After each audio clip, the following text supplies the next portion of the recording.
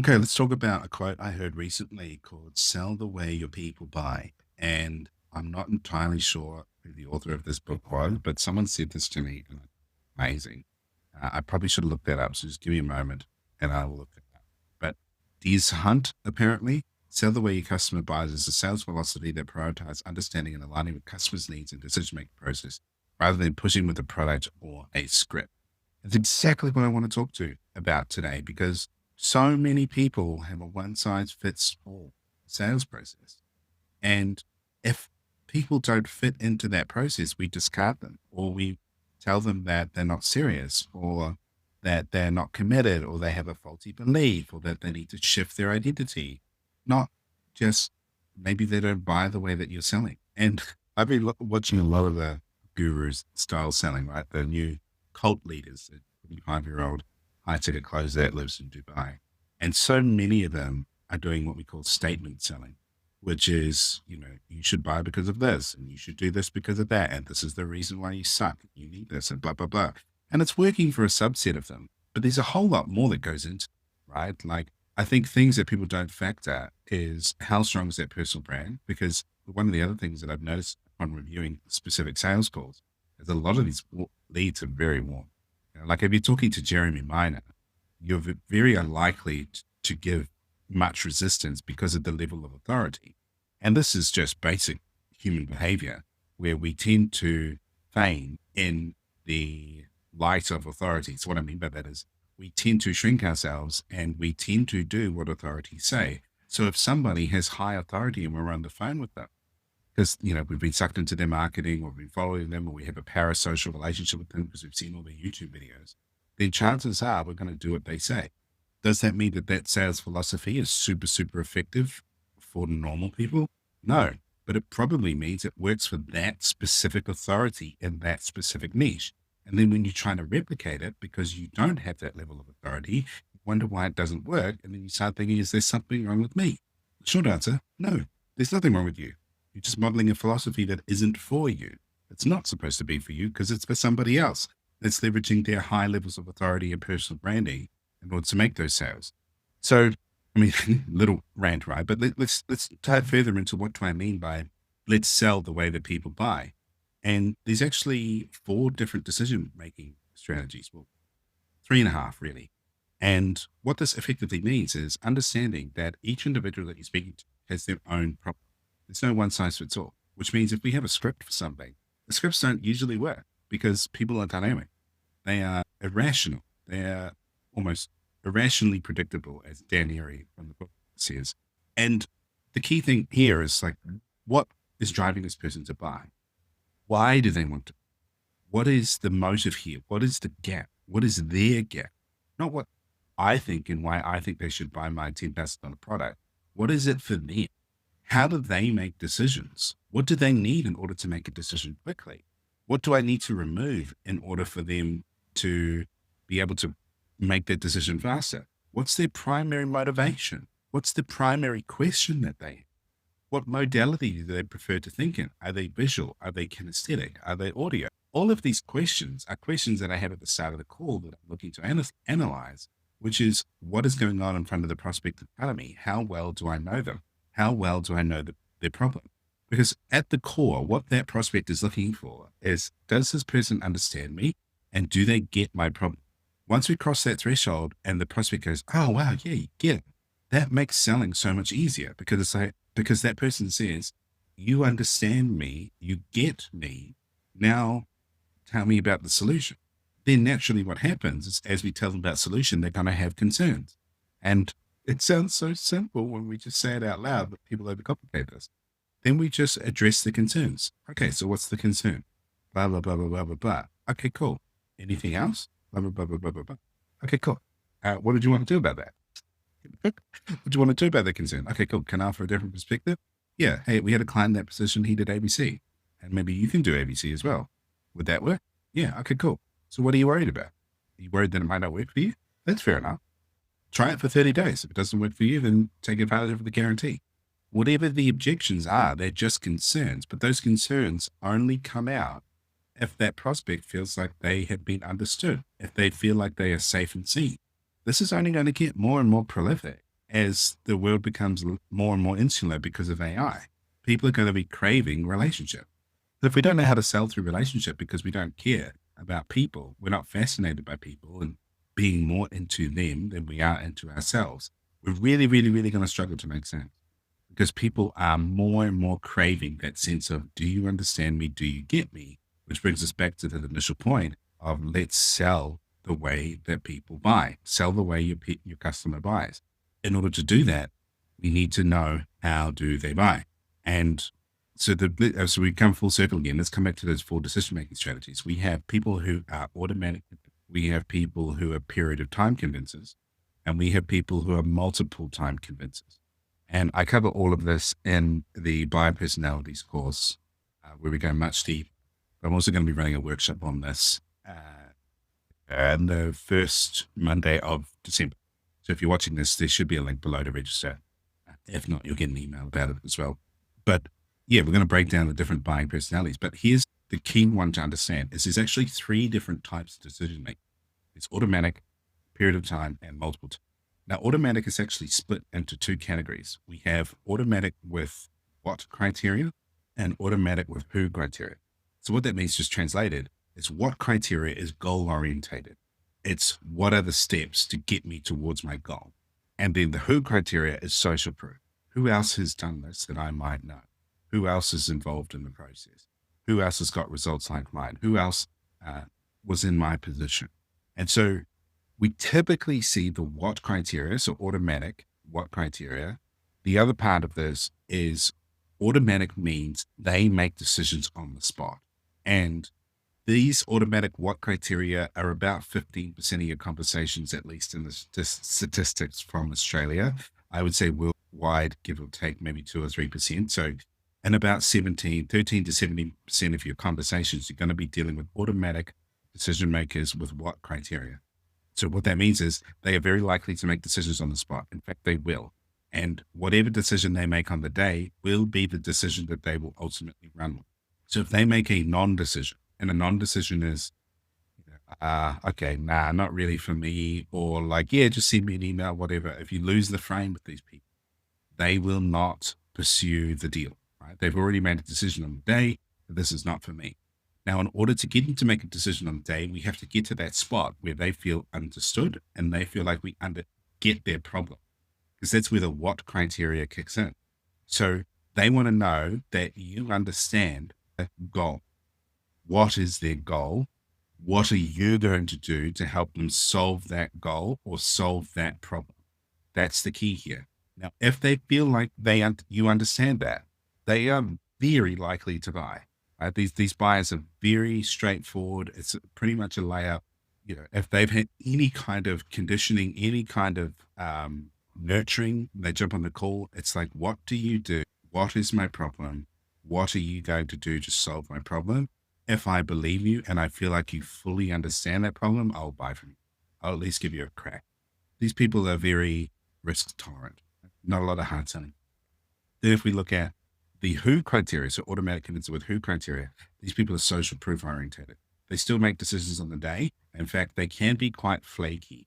So if we don't get any kind of commitment, so any kind of, they're not going to make a buying decision, a commitment to another meeting, a commitment to follow up, a commitment to watch a video, a commitment to like signs, an expression of interest, something.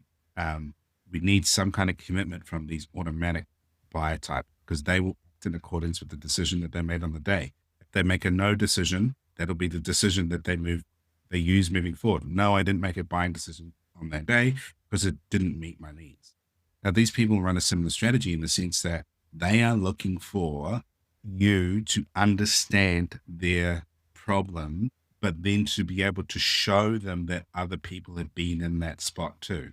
So who else has had my problem, my struggles, my goals, and achieved it? And if you can show me that, I will buy. So this is the who criteria. It's a little bit more simple. It's just who else has been in my position and has triumphed. What was their story? Tell me about it. Show me them. Let me see. Let me talk to them. And if you can fulfill that need, they're very, very, very likely to buy. And so these are the automatic convincer types. The last 2 types are time-based types. And just before we move on, those who criteria people result in about 33% of the market in Australia. So about 30 to 36% of the sort of account worldwide. These are based on their extended disk international statistics of basically extended disk is what I'm qualified in. So it's a human behavior profiling tool, which helps you measure these four different personalities that we're talking about. But in this specific case, we're just talking about the one thing, which is the decision-making strategy. I go much deeper in this, obviously, in the course and the upcoming webinar. But so what they do is they store the data from all of these tests, and then they give you a snapshot of the population. And they say, about 15% of the population fall into this category, 33% fall into this category, and 33% fall into this one, and then the remaining 15%, whatever, fall into this other category. And so for these specific social proof automatic convincer who types, these ones fall into the category, or these about 33% of your calls, people will have this decision-making strategy. Now, there is a little nuance here. Some people can have multiple strategies. And so it's really important to pick up on these, and we cater to both of them. So you might have someone who is automatic with what and who criteria, right? So we need to fulfill both of those in order to make a decision. And so this is where the nuance comes into play, right? This is based on real human behavior, which means anyone that has a one size fits all is doing it wrong, right? Or they're ignoring the other buying archetypes, which sales processes don't cater for, right? Because traditional sales training is either you buy or you die, right? You either buy on the call, blah, blah, blah, because you're here for a reason. And, I'm going to let you down if I don't. It's so gross. It's so gross. The other half of the equation, what we call time-based convincers, which traditional sales training is not catering to. We have two types of time-based convincers. We have period of time, which is emotional, and we have multiple time convincer, which is very logical, very skeptical, very defensive, very underserved in the market, very difficult to sell, right? I won't sugarcoat that. Very difficult to sell. So these are the last two of the decision-making strategies. We'll start with the period of time. So period of time is usually very emotional. And so they'll get to the end of the call. You'll hear a lot of, I think, about with these guys. The trick here is finding the balance between not pressuring them, right, and forcing them to buy, like most traditional sales training does, and digging to the core concern. Now, to understand this buying strategy, it's very similar. I need to be understood, but they are looking for reputation, reliability, and whether or not they're going to be looked after. So this is more of an emotional, how do I know that this is quality? How do I know that this is reputable? That's what's driving this period of time. And that's why it's an emotional, it's a slower burn. And they're going to start freaking out if we try to rush these people too hard. So we need to be soft, but we also need to challenge, right? So catering to people doesn't mean that we don't challenge. Yes, we always challenge. We call it stress testing. Right? One, put them under a little bit of stress and test the waters, temperature check, if you will, and see what's going on. And so for these people, you'll get, I need to think about the end of the call. Then we do our typical, I need to think about it breakdown, right? So yeah, fantastic. No worries at all. Why you just tell me like which part of today that you need to go away and genuinely being non-attached, right? We just want clarity. So we just want to make sure that we're distilling what the actual objection or fear is. We want to make sure that this person feels comfortable. So yes, typically when people say they need to think about it, there's a part of the process that they don't quite understand, or there's something that they worry about that they don't feel comfortable telling me. So I just want to open up the floor and just say, hey, look, what is it that you wanted to think about? What can I help clarify? I just want to make sure you have all the information. You don't have to make a decision today. I just genuinely want to be helpful. But displace the sale, displace the sale, displace the sale, but challenge, right? Not, I need to think about it. Oh, cool. You have a decision-making strategy, a period of time convincer. Of course you can go think about it. This is what I'm saying. I'm saying challenge, right?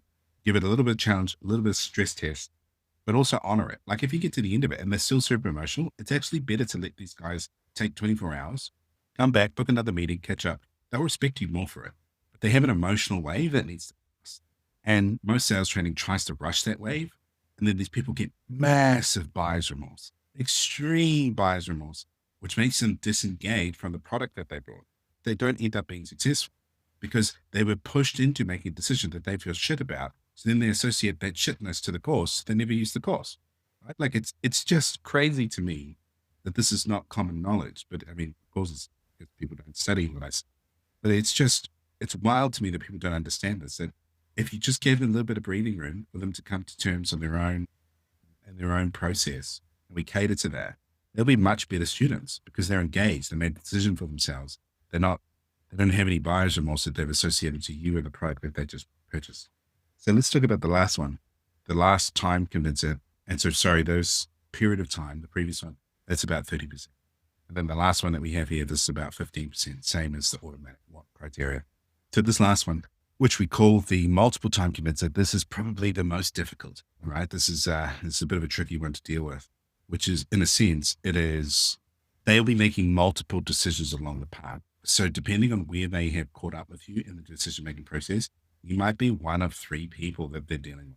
And we call them multiple time convincer because it's almost like we have to make 3 sales. And the reason for that is these people are very risk adverse, extremely risk adverse. And so all of the little details matter. They prioritize accuracy over action. So if something is not right, not accurate, and you push them, there's like, nah, fuck it, who cares? I don't care. I'd rather get this right than be rushed into a decision. And as you can imagine, these people are just massively underserved, right? Because it's a lot more difficult to sit there, answer all the questions, to go through it, displace the sale, just say, look, I want you to know you don't have to make a decision today. And the reason why you don't have to make a decision today is I understand that you're probably talking to 2 or 3 other people right now. You're just trying to find the best solution for you. So I want to park that sale for you. Right? Let's just park any decision that you have to make and just get all of your questions answered out on the table. Nothing hold back. Any concerns that you have, any issues, just talk to me about it. And I will objectively answer it to the best of my ability. How about we agree on that? Imagine you say that to a prospect. Imagine you're the prospect who has this decision-making strategy. How good do you now feel? How much trust do you have with me? The key is, I believe that. So it's not incongruent. They'll actually do that. And this is the key difference here, is these people never get, they're harder to sell to, yes. But once they make their decision, they'll never leave because no one else caters to their decision-making process. There's at least, depending on the volume that you're taking, there's at least 3 or 4 layup sales like that. Well, not layup. There's at least 3 or 4 of those sales every single month that you're missing just because you're not catering towards that multiple time convincer.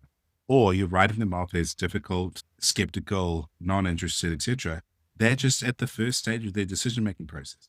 Then you'll get to the second meeting and you'll think that the sale's going to come. It's not coming, right? It's as crude as it is. It's foreplay, right? You don't go for the orgasm straight away. Like actually work yourself up to that point. It's more enjoyable for everybody. I'm farting on a bit too long today, but this is a little bit of an introduction. If you want to know more about this, inside of the playbook is a little bub. It's got the 4 buyer personalities. You can go in and get that. You already have the playbook. Just want the 4 buyers. Just send me a message, sales@caleblassard.com, and you can pick it up. It's $27. Otherwise, come along to our workshop on the 1st of December. If you're on the email list, which you probably are if you're seeing these, then I'll send the details. If you don't have those details, again, just send me an email, sales@caleblassard.com. See you in the next episode.